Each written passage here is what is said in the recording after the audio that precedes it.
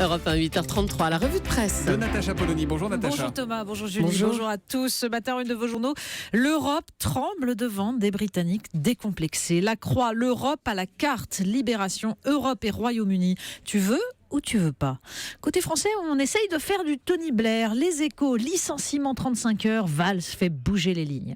Et puis si vous tombez sur la une de l'Opinion, alors n'enguirlandez pas votre kiosquier en lui disant qu'il cherche à vous vendre le journal d'hier. La une, c'est « Peut-il tenir ?» Alors oui, c'est le même titre qu'hier. Mais hier, il était question de François Hollande et ce matin, de Nicolas Sarkozy. Alors nous, la question c'est, est-ce que nous, électeurs, nous pourrons tenir et supporter qu'on nous rejoue le match de 2012 ? Enfin, le Parisien nous alerte. Les touristes ont peur de Paris. Ben oui, les attentats ont eu un impact. Alors Rançon le résume en un dessin. 2 visiteurs devant 2 policiers étonnés. Tiens, des touristes. C'est suspect. Vérifions leurs papiers.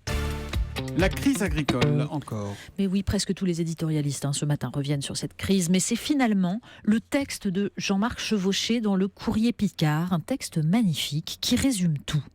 Leur disparition programmée, écrit-il, a commencé par le vocabulaire. Un théâtre d'opération est moins sale qu'une guerre, a-t-on pensé. Un non-voyant fait moins peur qu'un aveugle, sans doute. Un agriculteur a les mains plus propres qu'un paysan, s'est-on dit.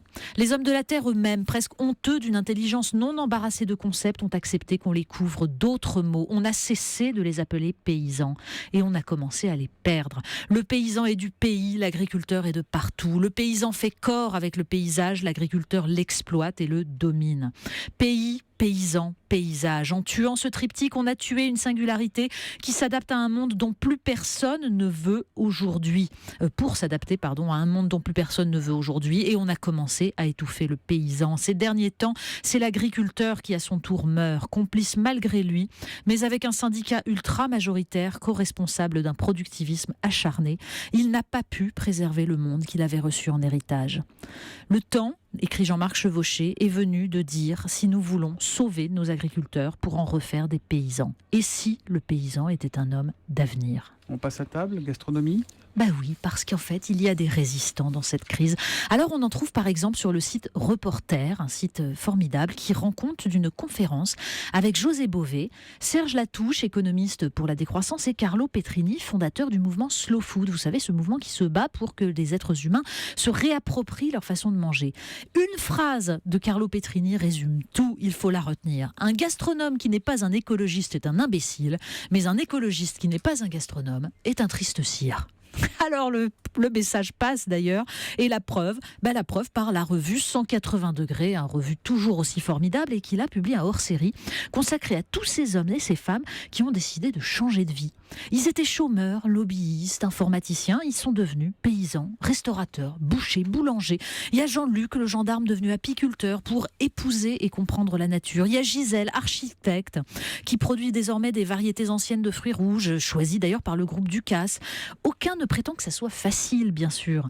Ramasser des framboises, dit-elle, aussi subtile soit-elle, est très loin de la vie de palace, même si ces dernières sont destinées à atterrir dans une coupelle en baccarat.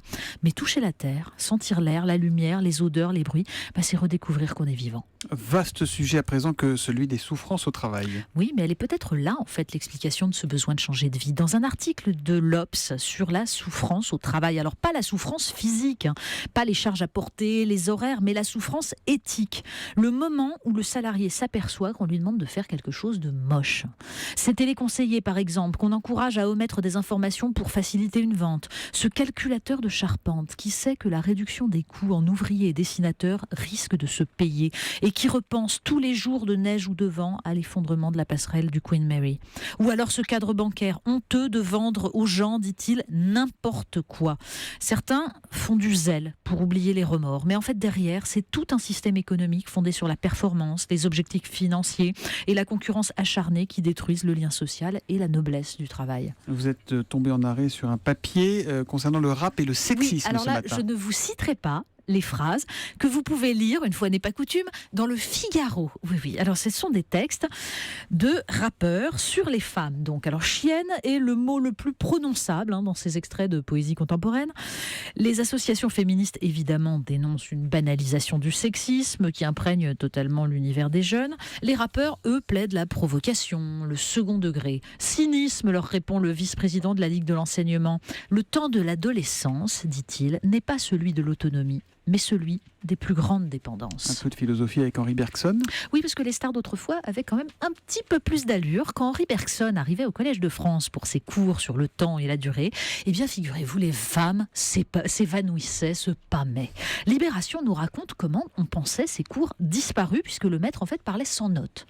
Mais Charles Péguy, qui les suivait assidûment, avait envoyé pendant ces périodes de maladie, en 1902-1903, des sténographes pour ne rien perdre de l'événement intellectuel. Les notes ont été retrouvées en 1997 dans des boîtes et elles sont aujourd'hui publiées. Alors quand on lui lançait des bouquets de fleurs sur la scène, Bergson protestait « Je ne suis quand même pas une danseuse ». Et quand on compare ces textes avec ceux de Booba ou de Gradure, on se dit qu'heureusement, il n'était pas non plus rappeur. On termine avec une erreur 404, comme ça s'affiche parfois sur l'ordinateur. Exactement, c'est VSD qui s'amuse à publier quelques perles récupérées sur les sites de maintenance informatique ou chez les webmasters, qui nous prouvent que quand même la fracture numérique n'est pas comblée. Par exemple, je n'y connais rien, mais je veux que quand les gens allument leur ordinateur, ils tombent sur mon site. Vous savez, comme autrefois avec la télé où on tombait sur la première chaîne. Ou alors, j'ai un problème avec Windows. Alors, évidemment, l'informaticien, qu'avez-vous sur l'écran ? Un pot de fleurs ? Non, je veux dire, qu'est-ce qui est écrit ? Ah, d'accord. Toshiba ?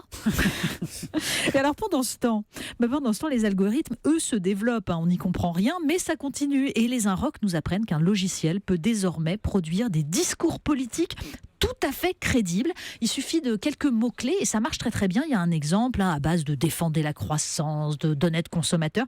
Mais en fait, la vraie question, c'est est-ce que ce sont les logiciels qui se mettent à parler comme des politiques ou les politiques qui ont choisi de parler comme des robots ? On tranche la question tout de suite. Peut-être que ça peut être dans Mediapolis un samedi avec ça y Olivier sera, Duhamel. je pense. Ça peut fonctionner. Ça, c'est à 10h le samedi, de 10h à 11h, Mediapolis sur Europe 1. Et la revue de presse qui revient d'ici là, demain à 8h30 sur Europe 1 avec Natacha Polony. À demain, Natacha. À demain.